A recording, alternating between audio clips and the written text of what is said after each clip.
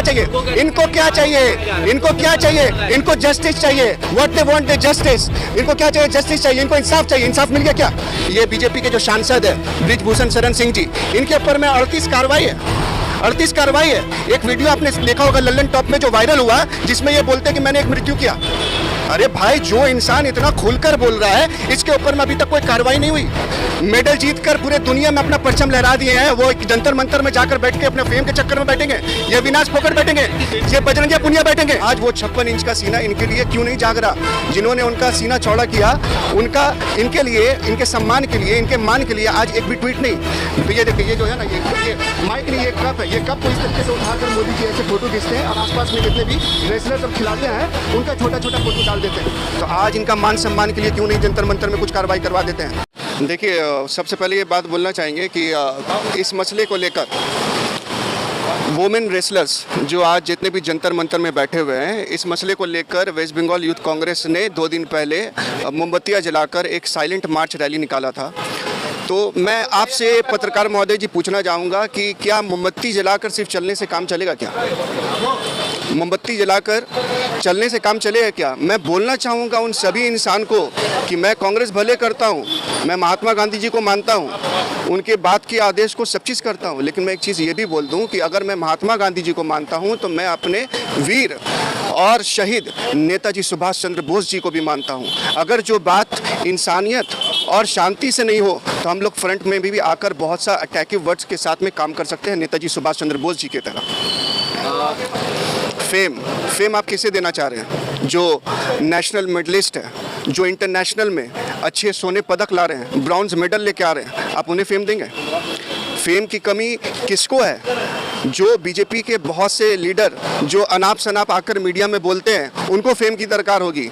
ये एक जाना माना चेहरा है, इनका नाम विनेश फोगाट है, ये साक्षी मलिक है, बजरंग पुनिया जी है, उनको फेम का दरकार है। जो गोल्ड मेडलिस्ट है, जिन्हें पूरा दुनिया जान रहा है, उन्हें क्या फेम की दरकार है? मैं बोलना चाहूँगा आप सबसे कि आप सबने देखा होगा कि जिस तरीके से ये जब गोल्ड मेडलिस्ट टोक्यो में ओलंपिक्स में ये जितने भी मेरे रेसलर्स, जितने भी स्पोर्ट्स खिलाड़ियां जब जीते थे, तो हमारे प्रधानमंत्री नरेंद्र मोदी जी ने उन सब का स्वागत किया था। ये 56 इंच का सीना ऐसे हाथ फैलाकर कि ये बेटियों ने गर्व से हम सब का सीना चौड़ा कर दिया। मैं पूछना चाहूँगा, जो हमारे देश का नाम रोशन कर रही है, जो हमारे देश को अव्वल दर्जे तक पहुँचा रही है, जो हम सब का सीना चौड़ा कर रही है, जहाँ पर नरेंद्र मोदी जी 56 इंच का सीना लेकर खड़े होकर बोलते हैं, आज वो खामोश क्यों है?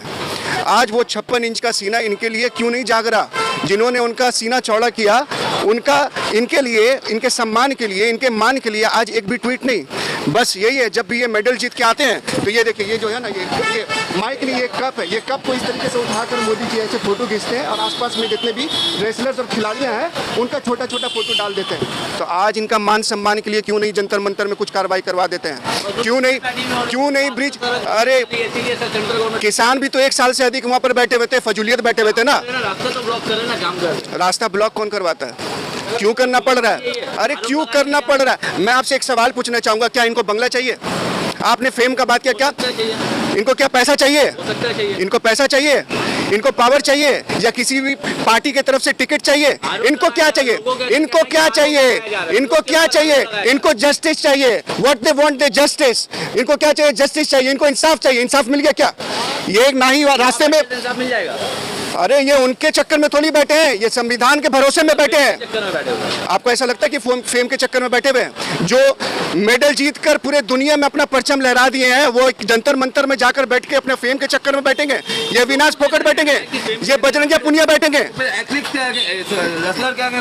क्यों? वो भी रेप्यूटेड, बहुत सारे ऐसे हैं। देखिए, जितना सौरभ गांगुली, देखिए, जहाँ पर पॉजिटिव होते हैं ना, पॉजिटिव वाइब के इंसान होते हैं, वहाँ पर नेगेटिव वाइब के भी इंसान होते हैं। मैं किसी के पर पर्सनल टिप्पणी करने नहीं जाऊँगा, पर एक चीज़ बोलूँगा, देश को, पूरे देश को इनके हित पे खड़ी होनी चाहिए।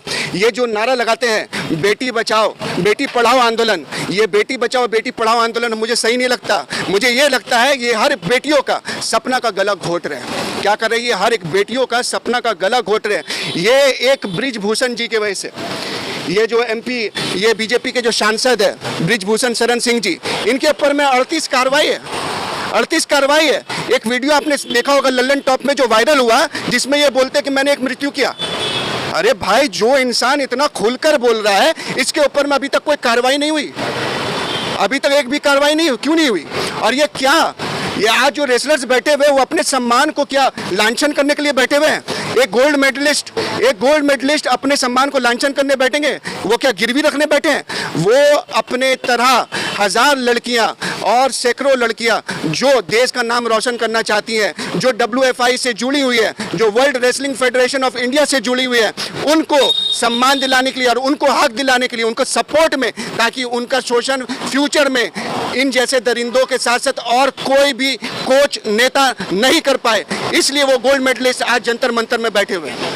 अगर वो गलत रहते तो अब तक हो सकता है कि यूपी के कोई कोने में कोई चौराहे में उनका एनकाउंटर हो चुका होता है। वो गलत है, इसीलिए तो सेंट्रल गवर्नमेंट चुप है और आप यहाँ पर बक रहे हैं। योगी जी चुप है, योगी जी चुप है। अगर बुलडोजर नहीं चला और आप यहाँ बक रहे हैं। अरे मैं क्या बोलूं, बुलडोजर सिर्फ उन पे चलता है ना जो कमज़ोर होता है। इनको बहुत बड़ा ये लोग बाहुबली मानते हैं, वहाँ के गुंडा के बहुत बड़े बाहुबली मानते हैं। कौन? ब्रिजभूषण जी को कमजोर है। तो ये तो हमारे संविधान का बारे में ये तो बहुत बड़ा गलती का बात है ना। ये तो भाजपा वालों को सोचना चाहिए, अपने नेता को बचाने की कोशिश कर रहे हैं। जितने भी ऑपोजिशन है, आपने देखा होगा कि जंतर मंतर में जाकर प्रियंका गांधी जी से लेकर बड़े बड़े जितने लीडर सब वहां पर जाकर पहुंचे हैं। कौन सा एक बीजेपी का नेता पहुंचा? मैं पूछना चाहूंगा कि 40 लोग से भी ज्यादा जो फीमेल MP सदन में बैठी हुई हैं, वो आज क्यों चुप है? ये स्मृति ईरानी जी कहाँ है? जब वो गैस का दाम बढ़ता था तो रास्ते पर उतर कर बोलती थी, हल्ला मचाती थी सदन पे। आज उनका आवाज चुप क्यों है? आज वो ट्वीट क्यों नहीं कर रही है? आज वो खुलकर सामने क्यों नहीं आ रही है? जो बात करती थी महिलाओं के सम्मान के बारे में, आज सम्मान के लिए क्यों नहीं उतर रही है? उनका हक क्यों नहीं दिला रही है? उन्हें जस्टिस क्यों नहीं दिला रही है? उनको इंसाफ क्यों नहीं दिला रही है? और बात करते हैं महिलाओं के सम्मान के बारे में। कभी आपने जो बोला, ये बीजेपी की पहचान है। ये बीजेपी की पहचान है कि कभी किसान को, कभी इंसान को, कभी पहलवान को रास्ते पे उतरने पे मजबूर कर दिया है। इन्होंने मजबूर कर दिया है। मैं एक छोटा सा शायरी बोलना चाहूंगा कि जो भी लोग हैं उनका पर्दाफाश होना चाहिए। बहुत हो गया अंधेरा, अब सूरज निकलना चाहिए। जैसे भी हो ये मौसम बदलना चाहिए। जो रोज बदलते हैं चेहरे अपने बेनकाबों की तरह, अब उनका चेहरा सबके सामने आना चाहिए। अच्छा, एक आखिरी सवाल है, इसको देखा जा रहा है तो ये क्या बीजेपी को सेंट्रल से खदेड़ने का एक साजिश भी हो सकता है? ये आपकी नज़र में साजिश हो सकता है।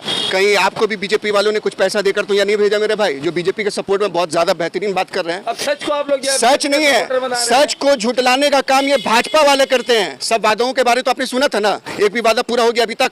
एक भी वादा पूरा हो गया?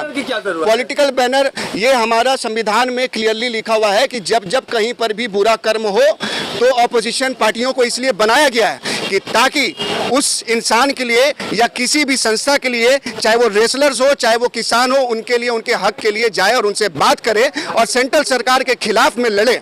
इसलिए ऑपोजिशन पार्टी को बनाया जाता है।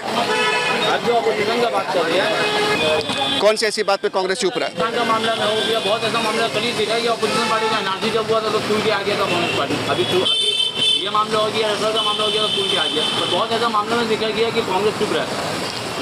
अच्छा, आप कह रहे हैं कि मोदी गवर्नमेंट या बीजेपी गवर्नमेंट हिंदुस्तान की जनता में चुन के ला रहे हैं? जब इनसे आप बात करेंगे ना मुद्दों के ऊपर में, महंगाई के ऊपर में, बेरोजगारी के ऊपर में, इकोनॉमिक्स के ऊपर में, रोजगार के ऊपर में, तो इनका बोलती बंद रहेगा। ये सिर्फ एक ही फैक्टर जानते हैं, लड़ाने का फैक्टर। जो अंग्रेज छोड़कर गए थे रूल एंड डिवाइड का, डिवाइड एंड रूल का मैटर जो छोड़ गए, तो ये वही काम कर रहे हैं। ये सिर्फ हिंदू मुस्लिम को लड़वाने का काम करते हैं। इनसे मुद्दों पे बात करो तो इनको मुंह में ताला लग जाता है। आप पूछिए ना, जितने बड़े बड़े इनके लीडर्स जो बैठते हैं चैनल में, प्रवक्ताएं बैठते हैं, क्यों नहीं मुद्दे पे बात करते हैं? जब भी इनसे मुद्दे पे बात करो तो ये हिंदुस्तान पाकिस्तान करने लगते हैं, हिंदू मुस्लिम करने लगते हैं। उनके अलावा और क्या बात करते हैं? आज आसामा ने ये कहा कि दूसरा शाहीन बाग बनने नहीं देंगे और हिंदू राष्ट्र बना के रहेंगे। तो एक बात बताइए, ये जो प्रोटेस्ट चल रहा है इसमें हिंदू और मुस्लिम या शाहीन बाग का क्या मामला था? अब जिनकी जितनी सोच वो उतना ही बोलेंगे।